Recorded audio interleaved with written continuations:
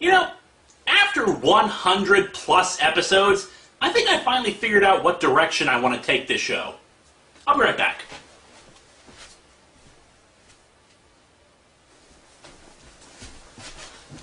Alright, comic gurus, let's dig into Mighty and Morphing Power Rangers #1.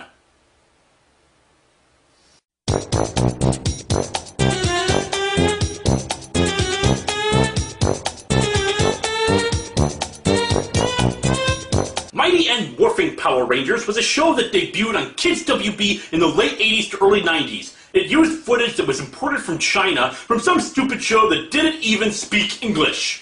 Not like me, though. I am good grammar and spelling, since as you know, it takes very long time to make these videos. I mean, it just takes forever to read a comic book and scan in pages, and then I add special effects. See? This took me 3 weeks alone!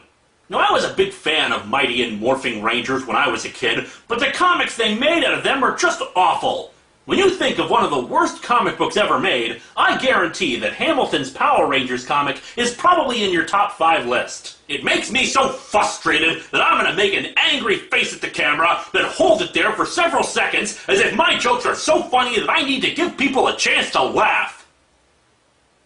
The first thing you'll notice about this comic is the cover. This cover sucks because it doesn't have the Green Ranger on it. What about the White Ranger? Is this big green space on top supposed to be the Green Ranger? They didn't even get the colors right.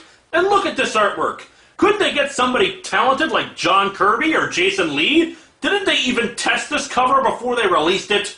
This was made by Hamilton Comics, a company that I hear was made in the 1970s. This comic was made to compete with the other Power Rangers comics made by Marvel Comics at the exact same time.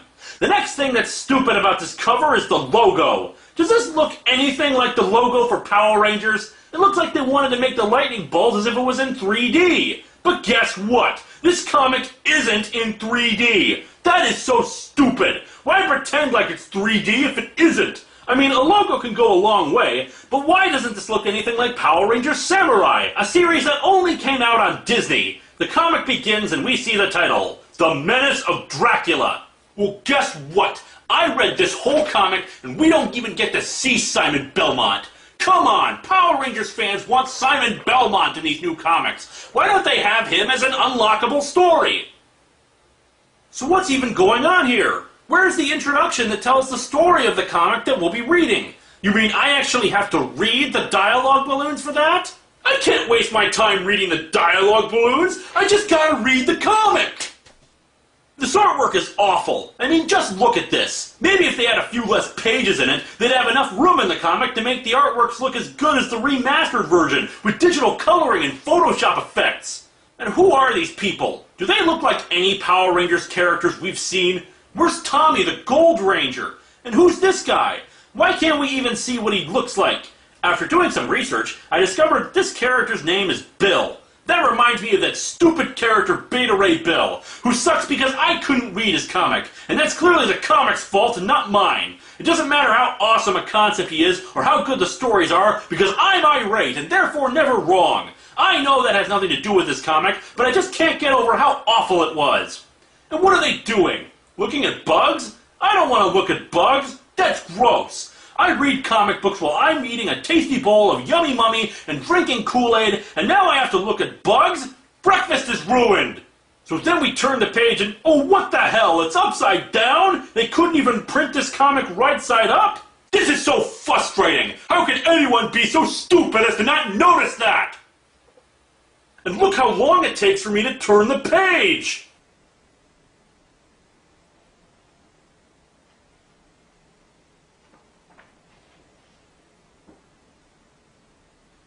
You see how long that took? Why isn't Ernie in this comic? It's not like he was some extra character added in the last season. He was right there from the start. Even though this comic isn't all that bad, it does have its share of flaws. For one thing, look at Lord Fred. Just look at him. How come he doesn't look anything like he did in the movie this comic is based on?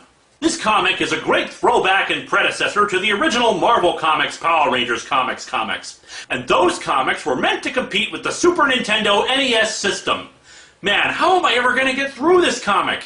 I suppose I could actually try reading it and going from page to page, but no! I can't because I'm hung up on something that I can easily overcome.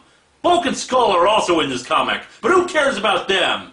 The really great thing about this comic is that Bulk and Skull are in it. Oh man, this review is just taking forever. I've really got to use my irate comic knowledge to fire on all cylinders and get through this.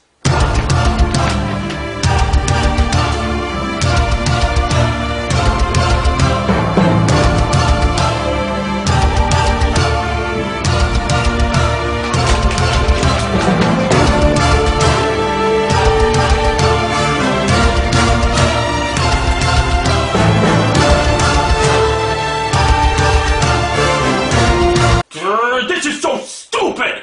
The only way you'll ever be able to get through this comic is by cheating.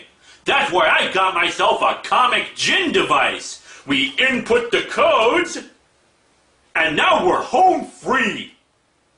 So on the last page, we see these stupid people again. We don't even get to see any extra readable characters. No power-ups, no special features, nothing. We didn't even get to see the Zords battle. I better call the police because I just got bulked. This comic is stupid and I'm blowing it up. Well, I'll see you all again in 3 months when I release the 15th part of my History of Comic Books videos, which are apparently a separate series unrelated to the reviews, yet somehow elements of it are incorporated into my videos as ongoing narrative. We'll be covering how Stan Lee may have been rumored to have worked with John Kirby and Al Acorn to create the Fantasmic Four.